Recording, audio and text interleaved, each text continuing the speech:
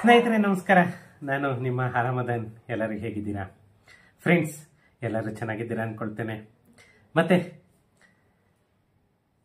ಇವತ್ತು ಒಂದು ತುಂಬಾ ಮುಖ್ಯವಾದಂತಹ ವಿಷಯ ಇದೆ. ಅದ್ರ ಬಗ್ಗೆನೇನೆ ಈ ವಿಡಿಯೋ ಮಾಡ್ತಾ ಇದ್ದೇನೆ. ಯಾಕಂತಂದ್ರೆ ಸುಮಾರು ದಿನದಿಂದನೂ ಜನ ಕ್ವಶನ್ ಮಾಡ್ತಾನೆ ಇದ್ರಿ, ಸರ್ ಸುಮ್ಮನೆ ಅನೌನ್ಸ್ ಮಾಡ್ತಾ ಇದ್ದಾರೆ, ಏನು ಕೂಡ ಒಂದು ಗವರ್ನಮೆಂಟ್ ಇಂದ ಪ್ರೋಗ್ರೆಸ್ ಆಗ್ತಾ ಇಲ್ಲ, ಎಲ್ಲ ಬರೀ ಅನೌನ್ಸ್ಮೆಂಟ್ ಮಾತ್ರನೇನೆ, ಬಟ್ ಯಾವುದೇ ಒಂದು ಕೆಲಸನೂ ಕಾರ್ಯರೂಪಕ್ಕೆ ತರ್ತಾ ಇಲ್ಲ ಅಂತ ಸುಮಾರು ಜನ ಕಮೆಂಟ್ಸ್ ಮಾಡ್ತಾ ಇದ್ರಿ. ಯಾವ ವಿಷಯದ ಬಗ್ಗೆ ಅಂತಂದ್ರೆ ಬಿ ಖಾತಾಯಿಂದ ಎ ಖಾತಾಗೆ ಕನ್ವರ್ಟ್ ಮಾಡೋದಕ್ಕೆ ಕರ್ನಾಟಕ ಸರ್ಕಾರ ಸುಮಾರು 4-5 ತಿಂಗಳಿಂದನೂ ಇವತ್ತು ಅಂತ ಹೇಳಿ ಭರವಸೆಯನ್ನ ಕೊಡ್ತಾನೆ ಇತ್ತು. ಆದರೆ ನಿನ್ನೆ ನಡೆದಂತಹ ಒಂದು ಮುಖ್ಯವಾದಂತಹ ತೀರ್ಮಾನನೇ ನಮ್ಮ ಮಾನ್ಯ ಉಪಮುಖ್ಯಮಂತ್ರಿಗಳಾದಂತಹ ಡಿ ಕೆ ಶಿವಕುಮಾರ್ ಅವರು ಚಾಲನೆ ಕೂಡ ಆಲ್ರೆಡಿ ನೀಡಾಯಿತು. ಯಾಕಂತಂದ್ರೆ ಬಿ ಖಾತೆಯಿಂದ ಎ ಖಾತಾಗೆ ಕನ್ವರ್ಟ್ ಮಾಡೋದಕ್ಕೆ ಒಂದು ಮೊಬೈಲ್ ಅಪ್ಲಿಕೇಶನ್ ಅನ್ನೇ ನಾವು ಬಿಡ್ತಾ ಇದ್ದೀವಿ ಅಂತ ಹೇಳಿಬಿಟ್ಟು ಅದಕ್ಕೆ ಚಾಲನೆ ಕೂಡ ಕೊಟ್ಟಾಯಿತು. ಇವಾಗ ನಮ್ಮ ಕರ್ನಾಟಕ ಸರ್ಕಾರ ನವೆಂಬರ್ 1ನೇ ತಾರೀಕಿಂದ ಯಾವುದೇ ಬಿ ಖಾತಾ ಆಸ್ತಿ ಏನು ನಿವೇಶನಗಳಿದೆ, ಇಲ್ಲಿವರೆಗೂ ಕೂಡ ಯಾವುದೇ ಬಿಲ್ಡಿಂಗ್ ಆಗಿರಲಿ, ಯಾವುದೇ ಕಟ್ಟಡ ಆಗಿರಲಿ, ಬರೀ ನಿವೇಶನಕ್ಕೆ ಮಾತ್ರ ಬಿ ಖಾತಾಯಿಂದ ಎ ಖಾತಾ ಕೊಡ್ತೀವಿ ಅಂತ ಹೇಳಿಬಿಟ್ಟು ನಮ್ಮ ಕರ್ನಾಟಕ ಸರ್ಕಾರ ಆದೇಶವನ್ನು ಕೂಡ ಆಲ್ರೆಡಿ ಮಾಡಾಯಿತು. ಅದ್ರ ಬಗ್ಗೆನೇನೆ ಈ ವಿಡಿಯೋದಲ್ಲಿ ಮಾತಾಡೋಣ. ಅದಕ್ಕೂ ಮುಂಚೆ ನನ್ನ ಚಾನಲ್ ಅನ್ನ ಇನ್ನು ಯಾರೆಲ್ಲ ಸಬ್ಸ್ಕ್ರೈಬ್ ಮಾಡ್ಕೊಂಡಿಲ್ಲ ಪ್ಲೀಸ್ ಸಬ್ಸ್ಕ್ರೈಬ್ ಮಾಡ್ಕೊಳ್ಳಿ. ಹಾಗೇನೆ ನನ್ನ ವಿಡಿಯೋಸ್ ಅನ್ನ ಶೇರ್ ಮಾಡೋ ಮುಖಾಂತರ ನನಗೆ ಸಪೋರ್ಟ್ ಮಾಡಿ ಅಂತಂದೇಳಿ ಫ್ರೆಂಡ್ಸ್ ವಿಡಿಯೋ ಕಂಟಿನ್ಯೂ ಮಾಡೋಣ. ಏನೆಲ್ಲ ಇವತ್ತಿನ ಪ್ರೋಗ್ರೆಸ್ ನಡೆದಿದೆ ಅನ್ನೋದಾದ್ರೆ, ನಮ್ಮ ಬೆಂಗಳೂರಿನಲ್ಲಿ ಮೊದಲ ಬಾರಿಗೆ ಏಕರೂಪ ಖಾತಾ ವ್ಯವಸ್ಥೆಯನ್ನ ಜಾರಿ ಮಾಡಲಾಗಿದೆ. ಯಾಕಂತಂದ್ರೆ ನವೆಂಬರ್ 1ನೇ ತಾರೀಕಿಂದ ಬಿ ಖಾತಾಗಳನ್ನ ಎ ಖಾತಾ ಆಗಿ ಬದಲಾವಣೆ ಮಾಡುವಂತಹ ಒಂದು ಐತಿಹಾಸಿಕ ನಿರ್ಣಯಕ್ಕೆ ನಮ್ಮ ಮಾನ್ಯ ಉಪಮುಖ್ಯಮಂತ್ರಿಗಳು ಡಿ ಕೆ ಶಿವಕುಮಾರ್ ಅವರು ಚಾಲನೆಯನ್ನು ಕೂಡ ಮಾಡಿ ಆಯಿತು. ಏನು ನಮ್ಮ ಬೆಂಗಳೂರಲ್ಲಿ ಸುಮಾರು 15 ಲಕ್ಷ ಆಸ್ತಿಗಳ ಮಾಲೀಕರಿಗೆ ಇದು ಒಂದು ಉಪಯೋಗ ಆಗುತ್ತೆ ಅಂತಲೇನೆ ಹೇಳ್ತಾ ಇದ್ದಾರೆ. ಯಾಕಂತಂದ್ರೆ 15 ಲಕ್ಷ ಅಂತ ಯಾಕೆ ಹೇಳಿದೆ ಅಂತಂದ್ರೆ ಬರೀ ಇದು ನಿವೇಶನಗಳಿಗೆ ಮಾತ್ರನೇನೆ ಖಾತಾ ಕೊಡ್ತಾ ಇರೋದು. ಫ್ರೆಂಡ್ಸ್, ಇದು ನಮ್ಮ ಕರ್ನಾಟಕ ಸರ್ಕಾರ ಏನು ತೀರ್ಮಾನಗೊಂಡಿದೆ, ಇದು ಒಂದು ಆಸ್ತಿ ಶುದ್ಧೀಕರಣಕ್ಕೆ ನಾಂದಿ ಆಗಲಿದೆ ಅಂತ ಹೇಳಿಬಿಟ್ಟು ನಮ್ಮ ಕರ್ನಾಟಕ ಸರ್ಕಾರದ ಅಭಿಪ್ರಾಯ.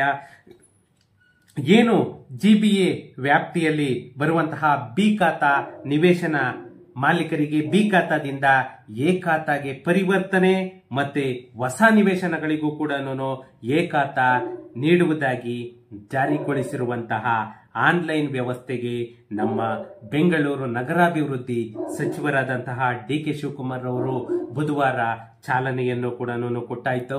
ಅದು ಏನಂತಂದ್ರೆ 2000 ಚದುರ ಮೀಟರ್ ವಿಸ್ತೀರ್ಣದ ಆಸ್ತಿಗಳು ಈ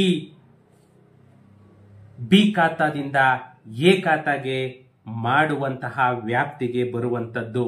2000 ಚದುರ ಮೀಟರ್ಗಿಂತ ಹೆಚ್ಚು ವಿಸ್ತೀರ್ಣದ ಆಸ್ತಿಗಳಿಗೆ ಕ್ಯಾಡ್ ಡ್ರಾಯಿಂಗ್ ಸೇರಿದಂತೆ ಇತರೆ ದಾಖಲೆಗಳನ್ನು ಕೂಡ ನೀಡಬೇಕಾಗುತ್ತೆ. ಯಾಕಂತಂದ್ರೆ ಅಪ್ ಟು 2000 ಚದುರ ಮೀಟರ್ ವರೆಗೂ ಕೂಡ ಯಾವುದೇ ಒಂದು ಡ್ರಾಯಿಂಗ್ ನಕ್ಷೆ ಅನ್ನೋದು ಬೇಕಾಗಿಲ್ಲ.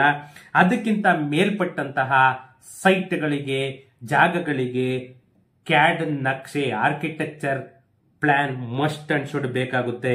ಯಾಕಂದ್ರೆ ವಿಸ್ತೀರ್ಣ ದೊಡ್ಡದಾದಷ್ಟು ಕೂಡ ಅದು ಕನ್ಫ್ಯೂಷನ್ ಅನ್ನೋದು ಒಂದು ಇದ್ದೇ ಇರುತ್ತೆ. ಅದಕ್ಕಾಗಿ ಸ್ಕೆಚ್ ಅನ್ನೋದು ತುಂಬಾನೇ ಇಂಪಾರ್ಟೆಂಟ್ ಆಗಿರುತ್ತೆ. ಏನು ನವೆಂಬರ್ 1ರಿಂದ ಪ್ರಾರಂಭವಾಗುವಂತಹ ಈ ಅಭಿಯಾನಕ್ಕೆ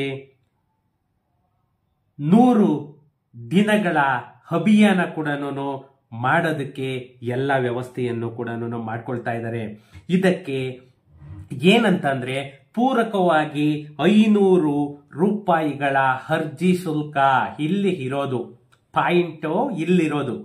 ಸರ್ಕಾರ ಇಷ್ಟೆಲ್ಲ ಏನಕ್ಕೆ ಪ್ಲಾನ್ ಮಾಡ್ತಾ ಇದೆ ಅಂತಂದ್ರೆ ಪೈಸಾ. ಅರ್ಜಿ ಶುಲ್ಕನೇನೆ 500 ರೂಪಾಯಿ, 15 ಲಕ್ಷ ಅರ್ಜಿ. ಮುಂದೆ ಇದೆ ಮುಸ್ಲಿಂ ಫಂಡ್ಗ, 1 ನಿಮಿಷ ಇರ್ರಿ. ಆನ್ಲೈನ್ ನಲ್ಲಿ ನಾವು ಅರ್ಜಿ ಹಾಕಬೇಕು ಅಂತಂದ್ರೆ, ನಾವು ನೋಂದಣಿ ಮಾಡ್ಕೋಬೇಕು ಅಂದ್ರೆ ಅದಕ್ಕೆ 500 ರೂಪಾಯಿ ನಾವು ಶುಲ್ಕವನ್ನ ಕಟ್ಟಿಬಿಟ್ಟು ನೋಂದಣಿ ಮಾಡಿಕೊಂಡ್ರೆ ಅಧಿಕಾರಿಗಳೇ ನಮ್ಮ ಮನೆ ಬಾಗಿಲಿಗೆ ಬರ್ತಾರೆ. ನಮ್ಮ ಮನೆ ಬಾಗಿಲಿಗೆ ಬಂದು ಎಲ್ಲ ರೀತಿಯ ಚೆಕಿಂಗ್ ಅನ್ನು ಕೂಡ ಅಲ್ಲಿ ಸರ್ವೆ ವರ್ಕ್ ತರ ಮಾಡ್ತಾರೆ. ಫ್ರೆಂಡ್ಸ್, ಏನು ಆಸ್ತಿ ಮಾಲೀಕರು ಈ ಸದರಿ ಆಸ್ತಿಯ ಮಾರ್ಗಸೂಚಿ ದರ ಏನು ಗವರ್ನಮೆಂಟ್ ವ್ಯಾಲ್ಯೂ ಇರುತ್ತೆ, ಆ ವ್ಯಾಲ್ಯೂ ದರದ ಮೇಲೆ 5% ಶುಲ್ಕವಾಗಿ ಸರ್ಕಾರಕ್ಕೆ ಪಾವತಿಸಬೇಕಾಗುತ್ತದೆ. ಏನು ಬಿ ಖಾತೆಯಿಂದ ಎ ಖಾತೆ ಬೇಕು ಅಂತ ಮಾಡ್ಕೊಳ್ತಾ ಇದ್ರಿ, ಅವರೆಲ್ಲರಿಗೂ ಕೂಡ ಇದು ಅಪ್ಲಿಕೇಬಲ್ ಆಗೋದು. ಇಂತಹ ಬಡಾವಣೆಗಳಿಗೆ ವಿದ್ಯುತ್, ನೀರು, ಚರಂಡಿ, ಒಳಚರಂಡಿ ಸೇರಿದಂತೆ ಇತರ ಮೂಲ ಸೌಕರ್ಯಗಳ ವ್ಯವಸ್ಥೆಯನ್ನು ಕೂಡ ಮಾಡಬೇಕಾಗುತ್ತದೆ. ಈ ದೃಷ್ಟಿಯಿಂದ ಮಾರ್ಗಸೂಚಿ ದರದ 5% ಶುಲ್ಕವನ್ನ ವಿಧಿಸಲಾಗಿದೆ. 100 ದಿನಗಳ ನಂತರ ಹೆಚ್ಚುವರಿ ಶುಲ್ಕ ಕೂಡ ನಿಗದಿ ಮಾಡಲಾಗುತ್ತದೆ. ಮಾರ್ಗಸೂಚಿ ದರ ಏನಿದೆ ಅದರ ಮೇಲೆ 5% ಕಟ್ಟಬೇಕಾಗುತ್ತೆ. ಹೆಚ್ಚುವರಿ ಶುಲ್ಕದ ಪ್ರಮಾಣ ಆಮೇಲೆ ಹೇಳ್ತಾರೆ. ಇವಾಗ 100 ದಿನಗಳವರೆಗೆ ಮಾತ್ರ ಈ ಅಭಿಯಾನದಲ್ಲಿ ಮಾತ್ರನೇನೆ. ಆಮೇಲೆ ಅದೆಷ್ಟು % ಮಾಡ್ತಾರೋ ಗೊತ್ತಿಲ್ಲ. ಪ್ರತಿ ಪಾಲಿಕೆ ಕೂಡ ಪ್ರತಿಯೊಂದು ವಾರ್ಡ್ ಇಂದಲೂ ಕೂಡ ಹೆಲ್ಪ್ ಡೆಸ್ಕ್ ಕಚೇರಿಗಳನ್ನ ಕೂಡ ನಾವು ತೆಗಿತಾ ಇದ್ದೀವಿ ಅಂತ ಹೇಳ್ತಾ ಇದ್ದಾರೆ. ಏನು ಬೆಂಗಳೂರು 1 ಅಲ್ಲೂ ಕೂಡ ನೋಂದಣಿಗೆ ಅವಕಾಶವನ್ನು ಕೂಡ ನಾವು ಕಲ್ಪಿಸ್ತಾ ಇದ್ದೀವಿ ಅಂತ ಕೂಡ ಹೇಳ್ತಾ ಇದ್ದಾರೆ. ಸಾರ್ವಜನಿಕರು ಯಾರು ಸಹ 1 ರೂಪಾಯಿ ಲಂಚವನ್ನ ಕೊಡಬೇಡಿ ಅಂತ ಹೇಳ್ತಾ ಇದ್ದಾರೆ. ಇದು ಪ್ರಾಮಾಣಿಕವಾಗಿ ಅವರೊಂದು ಬೋರ್ಡ್ ಹಾಕೋಬಿಟ್ರೆ ಲಂಚ ಯಾರು ಕೊಡಬೇಡ್ರಿ ಅಂತ ಹೇಳ್ಬಿಟ್ಟು, ಅಥವಾ ಕೊಟ್ಟ ಅಧಿಕಾರಿಗಳನ್ನ ಕೊಡಬೇಕಾದ್ರೆ ಒಂದು ವಿಡಿಯೋನ ಫೋಟೋನ ತೆಗೆದು ಕಳಿಸಿ ನಾವು ಅವ್ರನ್ನ ಸಸ್ಪೆಂಡ್ ಮಾಡ್ತೀವಿ ಅಂತ ಒಂದು ಕೊಟ್ಬಿಟ್ರೆ, ಸರ್ಕ್ಯುಲರ್ ಕೊಟ್ಬಿಟ್ರೆ, ಆವಾಗ ನಿಮ್ಮ ಅಧಿಕಾರಿಗಳು ಲಂಚ ತಗೊಳ್ಳಲ್ಲ, ಹಂಗೇನೇನೆ ನಿಯತ್ತಾಗಿ ಮಾಡ್ತಾ ಇದ್ದಾರೆ ಅಂತ ಹೇಳ್ಬಿಟ್ಟು ನಾವು ಅದಕ್ಕೆ ಒಂದು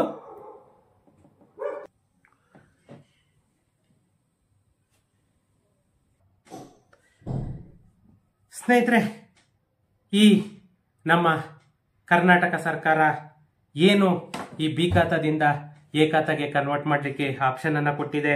ಇದು ಪ್ರತಿ ಒಂದು ವಾರ್ಡ್ ಅಲ್ಲೂ ಕೂಡ 2 ಹೆಲ್ಪ್ ಡೆಸ್ಕ್ ಅನ್ನ, ಮತ್ತೆ ಬ್ಯಾಂಗ್ಳೂರ್ 1 ಅಲ್ಲೂ ಕೂಡ ನೋಂದಣಿಗೆ ಅವಕಾಶವನ್ನ ಕಲ್ಪಿಸಲಾಗ್ತಾ ಇದೆ. ಯಾಕಂತಂದ್ರೆ ಸ್ಟಾರ್ಟಿಂಗ್ ನೋಂದಣಿ ರಿಜಿಸ್ಟ್ರೇಷನ್ ಆಗ್ಬಿಡ್ಬೇಕು. ರಿಜಿಸ್ಟ್ರೇಷನ್ ಆದ ತದನಂತರನೇ ಎಲ್ಲ ಪ್ರೋಗ್ರೆಸ್ ಸ್ಟಾರ್ಟ್ ಆಗೋದು. ಆದ್ರಿಂದ ಇವರು ಏನು ನೋಂದಣಿಗೆ ಹೇಳ್ತಾ ಇದ್ದಾರೆ, ನೋಂದಣಿಗೆ ಮಾತ್ರನೇನೆ, ಯಾರಿಗೂ ಕೂಡ ಲಂಚ ಕೊಡಬೇಡಿ ಅಂತ ಹೇಳ್ತಾ ಇದ್ದಾರೆ ಏನೋ ನೀವು. ಯಾಕಂತಂದ್ರೆ ಖಾತಾ ಮಾಡಿಸ್ಕೋಬೇಕಂದ್ರೆ 100% ಲಂಚ ಕೊಡ್ಲೇಬೇಕು. ಈ OC CCಗೆ ಮತ್ತೆ ಇದಕ್ಕೆ ಯಾವುದೇ ತರ ಸಂಬಂಧ ಇಲ್ಲ. ಬಿ ಖಾತಾ ಮಾಲೀಕರು ಏನು ಕಟ್ಟಡದ ಯೋಜನೆ ಅನುಮೋದನೆ ಸದ್ಯಕ್ಕೆ ಯಾವುದು ಕೂಡ ದೊರೆಯೋದಿಲ್ಲ. ಯಾಕಂತಂದ್ರೆ ಏನು ಈ CCOC ಇಲ್ವೋ ಅದಕ್ಕೆ ಪ್ಲಾನ್ ಅಪ್ರೂವಲ್ ಕೂಡ ಕೇಳ್ತಾ ಇದ್ರು, ಅದಕ್ಕೂ ಇದಕ್ಕೂ ಸಂಬಂಧ ಇಲ್ಲ. ಮತ್ತೆ ಬಿ ಖಾತಾ ಬಹುಮಹಡಿ ಕಟ್ಟಡಗಳು ಎ ಖಾತಾಗಳಾಗಿ ಬದಲಾವಣೆ ಕೂಡ ಮಾಡೋದಿಲ್ಲ. ಯಾಕಂತಂದ್ರೆ ಮೊದಲು ಸೈಟ್ ಏರಿಯಾಗೆ ಮಾತ್ರನೇನೆ ಕೊಡ್ತಾ ಇರೋದು. ನಾನು ಅವಾಗ ಹೇಳಿದೆ, ಈ ಪಾಯಿಂಟ್ ಅನ್ನ ಮೈಂಡ್ ಅಲ್ಲಿ ಇಟ್ಕೊಳ್ಳಿ. ಸೈಟ್ ಏರಿಯಾಗ ಮಾತ್ರನೇನೆ ಇವರು ಖಾತಾ ಮಾಡೋದು. ಆಮೇಲೆ ಬಿಲ್ಡಿಂಗ್ ಆಗಿ ಮಾಡ್ತಾರೆ. ಬಿಲ್ಡಿಂಗ್ ಅಲ್ಲೂ ದುಡ್ಡು ಹೊಡಿತಾರೆ, ಸೈಟ್ ಅಲ್ಲೂ ದುಡ್ಡು ಹೊಡಿತಾರೆ. ಡಬಲ್ ಡಮಾಕ. ರಿಜಿಸ್ಟ್ರೇಷನ್, ಆಮೇಲೆ ಖಾತಾಗೆ 5%, ಆಮೇಲೆ ಬಿಲ್ಡಿಂಗ್ಗೆ ಅದನ್ನ ಎಂಟ್ರಿ ಮಾಡೋದಕ್ಕೆ ತಿರುಗಿ ದುಡ್ಡು. ಯಾಕಂತಂದ್ರೆ ಆ ಜಾಗದಾಗೆ ಏನು ಕಟ್ಟಡ ಕಾನೂನಿನ ವ್ಯಾಪ್ತಿಯಲ್ಲಿ ಇದೆಯಾ ಇಲ್ವಾ, ವಯೋಲೇಷನ್ ಏನಾದ್ರೂ ಆಗಿದ್ಯಾ ಅದೆಲ್ಲ ಚೆಕ್ ಮಾಡ್ಕೋಬೇಕಲ್ವಾ. ಇಲ್ಲಾಂತಾರೆ ಹೆಂಗ್ ಪೆನಾಲ್ಟಿ ಹಾಕಕ್ಕಾಗುತ್ತೆ, ಹೆಚ್ಚುವರಿ ಶುಲ್ಕ ಹೆಂಗ್ ವಸೂಲಿ ಮಾಡೋದಕ್ಕಾಗುತ್ತೆ. ಅದರಿಂದ ಮೊದಲು ಸೈಟ್ ಏರಿಯಾಗಿ ಮಾಡ್ತಾರೆ, ಆಮೇಲೆ ಬಿಲ್ಡಿಂಗ್ ಬಗ್ಗೆ ಯೋಚನೆ ಮಾಡ್ತಾರೆ. ಯಾಕಂತಂದ್ರೆ ಅದಕ್ಕೆ ಯಾವುದೇ ಶುಲ್ಕನ್ನ ನಾವು ನಿಗದಿ ಮಾಡಲ್ಲ ಅಂತಂದೇಳಿ ಹೇಳ್ತಾ ಇದ್ದಾರೆ. ಇವಾಗ ಅನಿಯಂತ್ರಿತ ಅನಧಿಕೃತ ಮಾರಾಟ ಮತ್ತೆ ಅಕ್ರಮ ಆಸ್ತಿಗಳಿಗೆ ಮುಂದಕ್ಕೆ ಅವಕಾಶ ದೊರೆಯದಂತೆ ಮಾಡುವುದು ಮತ್ತೆ ನಕಲಿ ಖಾತೆಗಳನ್ನ ಸೃಷ್ಟಿಸಿ ಮೋಸ ಮಾಡುವುದನ್ನ ತಪ್ಪಿಸುವುದು. ಇವ್ರು ಹೇಳ್ತಾ ಇರೋದು ಇದರಲ್ಲಿ ಯಾವುದು ಬಿ ಖಾತಾಗೇನೋ ಎ ಖಾತಾ ಇದ್ ಮಾಡ್ತಾ ಇದ್ದಾರೆ, ಅದರ ಬಗ್ಗೆ ಇವರು ಹೇಳ್ತಾ ಇದ್ದಾರೆ. ಇನ್ನು ಅರ್ಜಿ ಹಾಕದ ನಂತರ ಪಾಲಿಕೆ ಅಧಿಕಾರಿಗಳು ಪ್ರತಿ ಆಸ್ತಿಯ ಮುಂದೆ ಮಾಲೀಕನನ್ನ ನಿಲ್ಲಿಸಿ ವಿಡಿಯೋ ಮತ್ತೆ ಫೋಟೋ ದಾಖಲೀಕರಣವನ್ನ ಅಪ್ಲೋಡ್ ಮಾಡ್ತಾರೆ. ಅಂದ್ರೆ ಅಧಿಕಾರಿಗಳೇ ಬರ್ತಾರ ಅಥವಾ ಅದಕ್ಕೂ ಕಾಂಟ್ರಾಕ್ಟ್ ಕೊಡ್ತಾರೆ, ಕಾಂಟ್ರಾಕ್ಟ್ ಬೇಸಲ್ಲಿ ಮಾಡ್ತಾರೆ. ಆ ಕಾಂಟ್ರಾಕ್ಟ್ ಬೇಸಲ್ಲಿ ಇದ್ ಮಾಡಿದಾಗ ಏನಾಗ್ತಾರೆ, ಅಧಿಕಾರಿಗಳು ಮಾಮೂಲಿ ಕೊಡ್ಲೇಬೇಕು, ಇಲ್ಲ ಅಂತಂದ್ರೆ ಅವರು ಏನ್ ಬೇಕೋ ಅದು ಆಟ ಆಡ್ತಾರೆ. ಇದನ್ನ ಪರಿಶೀಲಿಸಲು ಮತ್ತೆ ತಕರಾರುಗಳನ್ನ ಸಲ್ಲಿಸಲು ಸಹ ಅವಕಾಶವನ್ನು ಕೂಡ ನೀಡಲಾಗುತ್ತೆ. ಮತ್ತೆ ಸರ್ಕಾರಿ ಜಾಗ, PTCL ಪ್ರಕರಣದ ಆಸ್ತಿಗಳು ಮತ್ತೆ 94CCಗೆ ಸೇರಿದಂತಹ ಇತರ ಪ್ರಕರಣಗಳ ಜಾಗ ಕೂಡ ಇದಕ್ಕೆ ಒಳಪಡುವುದಿಲ್ಲ. ಇದು ಈ ಏಕರೂಪ ಖಾತಾ ವ್ಯವಸ್ಥೆ. ಇದನ್ನ ಏನಕ್ಕಾಗಿ ಇವರು ಏಕರೂಪ ಖಾತಾ ವ್ಯವಸ್ಥೆಯನ್ನ ಜಾರಿ ಮಾಡಿದ್ರು ಅಂತಂದ್ರೆ, ನಮ್ಮ ಬೆಂಗಳೂರಲ್ಲಿ ಏನು ಎಲ್ಲರಿಗೂ ಒಂದೇ ರೀತಿಯ ಖಾತಾವನ್ನ ನೀಡೋದಕ್ಕೆ ಮುಂದಾಗಿದೆಯೋ, ಮೊದಲು ಈ ಖಾತಾವನ್ನ ಆರಂಭ ಮಾಡಿದ್ರು. ಇದರಲ್ಲಿ ಸುಮಾರು ಅಡಚಣೆಗಳನ್ನು ಕೂಡ ಎದುರಿಸಬೇಕಾಯ್ತು. ಆಸ್ತಿಗಳ ದಾಖಲೆ ಡಿಜಿಟಲೀಕರಣ ಮಾಡಬೇಕು ಅಂತಂದ್ರೆ ಅದನ್ನೆಲ್ಲ ಪ್ರಾಪರ್ಟಿಗಳನ್ನ ಕೂಡ ಸ್ಕ್ಯಾನ್ ಮಾಡಿದ್ದಾರೆ. ಆನ್ಲೈನ್ ಖಾತಾ ವ್ಯವಸ್ಥೆಯನ್ನು ಕೂಡ ತಂದಿದ್ದಾರೆ. ಇದೆಲ್ಲವೂ ಕೂಡ ಖಾತಾ ಪರಿವರ್ತನೆ ಮಾಡೋದಕ್ಕೆ ಇವರು ಮಾಡಿರುವಂತಹ ಒಂದು ಮುಖ್ಯವಾದಂತಹ ವ್ಯವಸ್ಥೆ ಅಂತಲೇನೆ ಹೇಳಬೇಕು. ಈ ನಿವೇಶನಗಳಿಗೆ ಮಾತ್ರ ಖಾತಾ, ಎ ಖಾತಾ, ಕಟ್ಟಡಗಳಿಗೆ ಯಾವುದೇ ಸಕ್ರಮ ಇಲ್ಲ.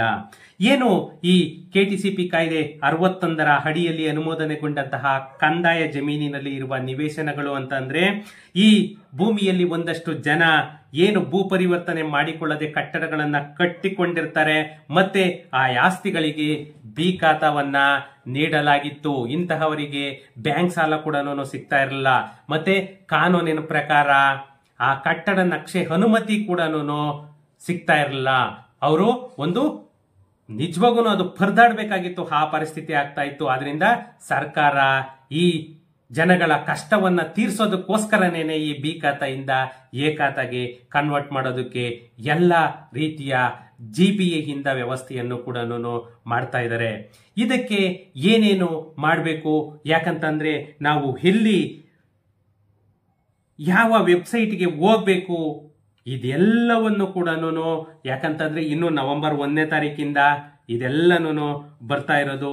ನವೆಂಬರ್ 1ನೇ ತಾರೀಕು ಆಗ್ತಿದ್ದಾಗೇನೆ ನಾವು ಏನ್ ಮಾಡಬೇಕು, ಯಾವ ವೆಬ್ಸೈಟ್ಗೆ ಹೋಗ್ಬೇಕು, ನೀವು ಎಲ್ಲಿ ಅದನ್ನ ಅಪ್ಲೋಡ್ ಮಾಡಬೇಕು, ಪ್ರತಿಯೊಂದು ಕೂಡ ನಾನು ನಿಮ್ಗೆ ಸ್ಕ್ರೀನ್ ರೆಕಾರ್ಡಿಂಗ್ ಮಾಡಿ ನಾನು ನಿಮ್ಗೆ ವಿಡಿಯೋನ ಹಾಕ್ತೇನೆ. ಯಾಕಂತಂದ್ರೆ ನೀವು ಪ್ರತಿಯೊಂದು ಕೂಡ ನೀವೇನೇನೆ ಡೈರೆಕ್ಟ್ ಆಗಿ ಆ ವೆಬ್ಸೈಟಿಗೆ ಹೋಗ್ಬಿಟ್ಟು ನೀವೇ ಎಲ್ಲ ಕೂಡ ಅಪ್ಲೋಡ್ ಮಾಡ್ಬೋದು, ರಿಜಿಸ್ಟ್ರೇಷನ್ ಕೂಡ ಮಾಡ್ಕೊಳ್ಬಹುದು. ಯಾಕಂತಂದ್ರೆ ನೀವು ಬೇರೆ ಯಾರ ಮೇಲೂ ಕೂಡ ನೀವು ಅವಲಂಬಿತವಾಗಿರೋದು ಅವಶ್ಯಕತೆ ಇಲ್ಲ. ನಾನು ಡಿಸ್ಕ್ರಿಪ್ಷನ್ ನಲ್ಲಿ ಅದು ಲಿಂಕ್ ಅನ್ನು ಕೂಡ ಹಾಕಿರ್ತೀನಿ. ನೀವು ಅಲ್ಲಿಗೆ ಹೋಗ್ಬಿಟ್ಟು ನೀವೇನೇನೆ ಡೈರೆಕ್ಟ್ ಆಗಿ ಕೂಡ ರಿಜಿಸ್ಟರ್ಡ್ ಮಾಡ್ಕೊಳ್ಬಹುದು. ಅದಕ್ಕೆ ಜಸ್ಟ್ 500 ರೂಪೀಸ್ ಫೀಸ್ ಮಾತ್ರನೇನೆ. ನೀವು ರಿಜಿಸ್ಟರ್ಡ್ ಆದ್ಮೇಲೆ ಅದು ಫೈನಲ್ಗೆ ಪೇಮೆಂಟ್ ಕೇಳುತ್ತೆ. ಆ ಪೇಮೆಂಟ್ ಕೂಡ ಮಾಡಿದ್ರೆ ನಿಮ್ಗೆ ಒಂದು ಅಕ್ನಾಲಜ್ಮೆಂಟ್ ಕೂಡ ಸಿಗುತ್ತೆ. ಅದು ಇನ್ನೂ 10 ದಿನ ಟೈಮ್ ಇದೆ.